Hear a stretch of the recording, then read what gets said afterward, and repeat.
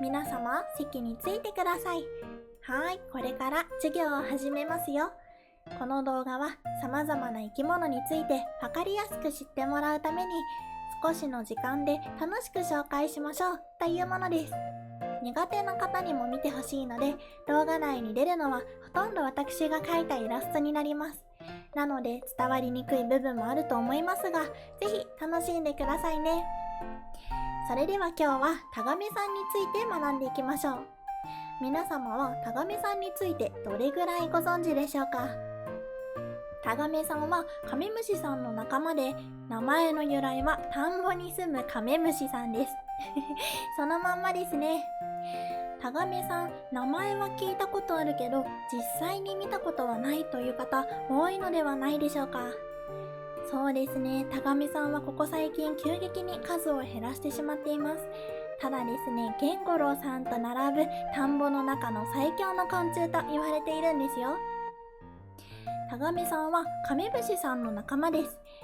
カメムシさんの仲間は大きく陸と水に住む2種類に分類されています。陸は皆様がよく知るあのくちゃいカメムシさんですね。セミさんなどもこちらに分類されます。水はアメンボさんやコウイムシさんなどが有名でございますね。水生カメムシ類さんは陸のカメムシさんとは違って匂いが不快ではないのも特徴なんですよ。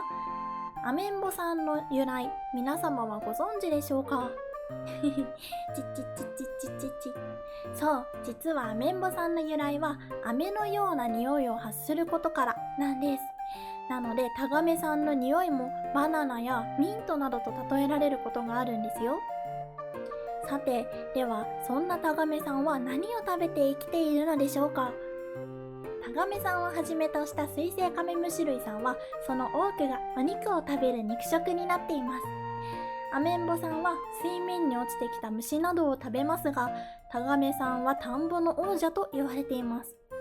その由来は、水の中で獲物を待ち伏せて捕まえられる大きさのものなら、この通り何でも捕食してしまいます。カエルや魚を中心に、時には同じ昆虫の仲間やヘビまで食べてしまうんですよ。タガメさんのお口はストローのようになっています。これを口吻と言います。カマのような前足でガーって獲物を捕まえると、この口吻、お口を突き刺して毒と消化液を送ってしまうんです。捕まえられてしまったごはんさんは最初こそバタバタバタって暴れるものの、毒でだんだん動けなくなってしまうんですね。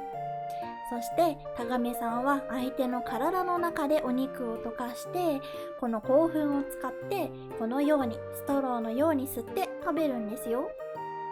なのでタガメさんのご飯の後には皮と骨だけの残骸が残されるんです。はい、先生、水の中にいるということはタガメさんは飛べないんですか？なるほどなるほど、そう思いますよね。実はタガメさんは飛行のプロでもあるんですよ。水から出て羽を乾かしながら足を動かして準備をします。繁殖の時やお引っ越しの時などによく飛びます。同一個体が7キロ先の山を越えて発見されたという研究結果もあるようですよ。あれだけ貫禄のある虫が飛んできたら少し怖いですよね。私も怖いですわ。先生、タガメは絶滅危惧種と言われていますが、これだけ強い昆虫がなぜ絶滅の危機になってしまったのですか？いい質問ですわ。タガメさんはその名の通り、人間が管理する田んぼととても深い関係を築いてきました。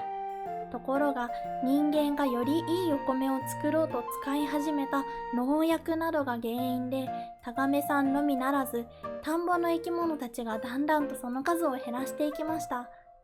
また農薬だけでなく関連と呼ばれるより効率よくお米が作れる田んぼが出現しました。この関連では水路が田んぼから離されて自由に水を出し入れして田んぼを完全に乾かすことができるようになりました。こうなると田んぼに住んでいた生き物たちは住めなくなってしまうんですね。タガメさんもご飯がなくなってしまいます。人間が自らの生活を進化させていくのと同時に他の生き物たちを減らしてしまったんですね。しかし現在ではタガメさんや他の動物たちの絶滅を危惧して生き物が暮らすための専用の田んぼが作られる活動も始まっているんですよ。手遅れになる前に私たちが生き物とうまく共存できる環境がもっと整ったらいいですね。さて、今日のお勉強はここまでにいたしましょう。タガメさんについて少しでも知っていただけたら幸いです。もしよろしければチャンネル登録と Twitter のフォローもよろしくお願いいたします。それではまたの授業でお会いいたしましょう。ごきげんよう皆様。